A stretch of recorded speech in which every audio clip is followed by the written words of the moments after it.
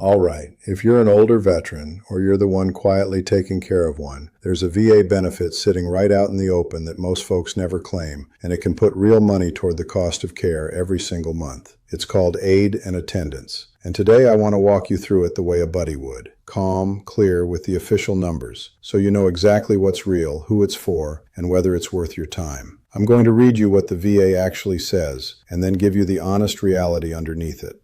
Let me start with what this thing actually is, because the name confuses people. Aid and attendance, you'll hear it shortened to A&A, is not some separate check that magically shows up on its own. It's an add-on. It's an enhanced amount layered on top of the VA pension. And the VA pension itself is a needs-based benefit for wartime veterans and their surviving spouses who have limited income and assets. So think of it in two layers. The basic pension is the floor, and aid and attendance is the boost on top for someone who needs help with the everyday business of living, bathing, dressing, eating, getting around, or who's largely confined to the home. You can read all of this yourself on va.gov under Veterans Pension and Aid and Attendance. And let me be clear right up front, this is not a proposal, it's not a rumor, it's not some bill stuck in committee. This is a confirmed current VA benefit, and the dollar figures I'm about to give you are the official 2026 rates that took effect on December 1st, 2025. So let's talk about the money, because that's why you're here. For 2026, the maximum aid and attendance pension for a single veteran with no dependents is up to $29,093 a year. That works out to roughly $2,424 a month. For a veteran with a spouse, the ceiling climbs to around $34,488 a year, about $2,874 a month.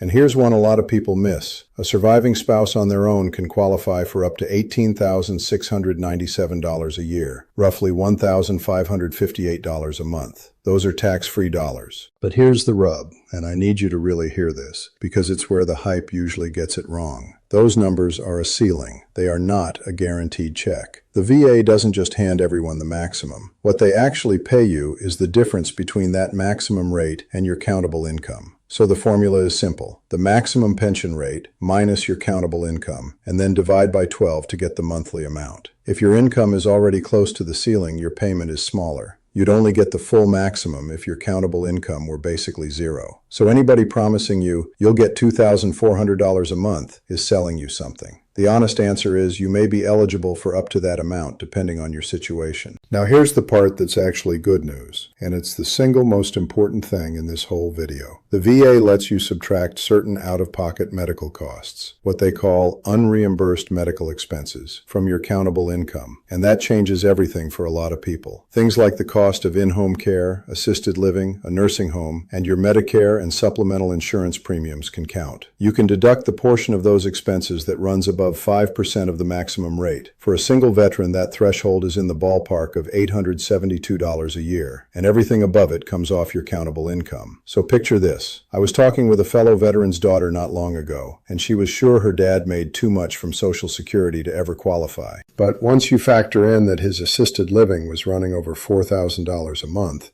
and around here those facilities run anywhere from $4,000 to $8,000 a month, his countable income on paper dropped dramatically, and suddenly he was squarely in range.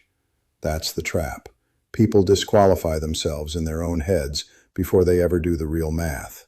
Don't do that. So who actually qualifies? Let's go through it honestly. First, service. Generally, you need at least 90 days of active duty, with at least one of those days during a recognized wartime period. And if you entered service after September 7, 1980, the rule is usually 24 months. The recognized wartime periods cover World War II, Korea, Vietnam, and the Gulf War era. So this reaches a lot of the veterans watching right now. Your discharge has to be other than dishonorable. Then, on top of the service piece, you need to meet one of these. You're 65 or older, or you have a permanent and total disability, or you're in a nursing home for long-term care, or you're already receiving Social Security disability. And then there's the care piece itself. For the aid and attendance level specifically, you need to show a real need for help with daily activities, or that you're bedridden, or in a nursing home, or have severely limited eyesight. If you're mostly confined to your home but don't need that hands-on help, there's a slightly lower tier called housebound. A&A is the higher of the two.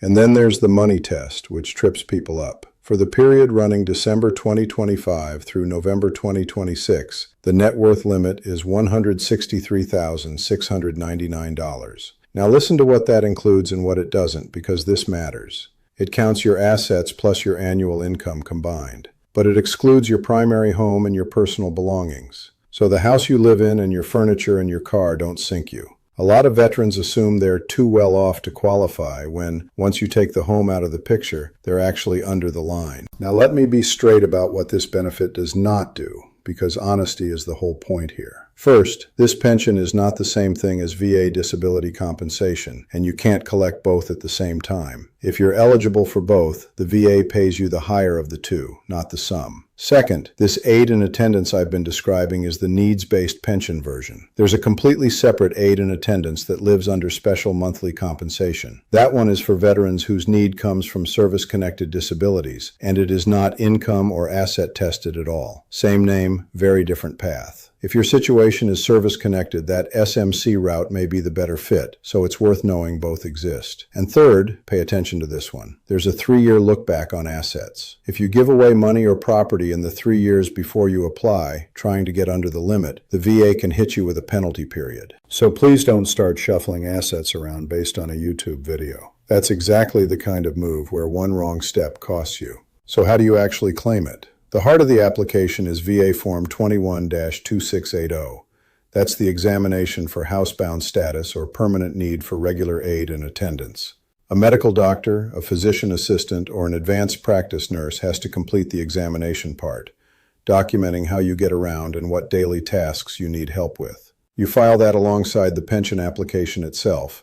That's VA Form 21P-527EZ if you're the veteran, or 21P-534EZ if you're a surviving spouse. And if the veteran is in a nursing home, there's an extra form, 21-0779, for the facility to fill out.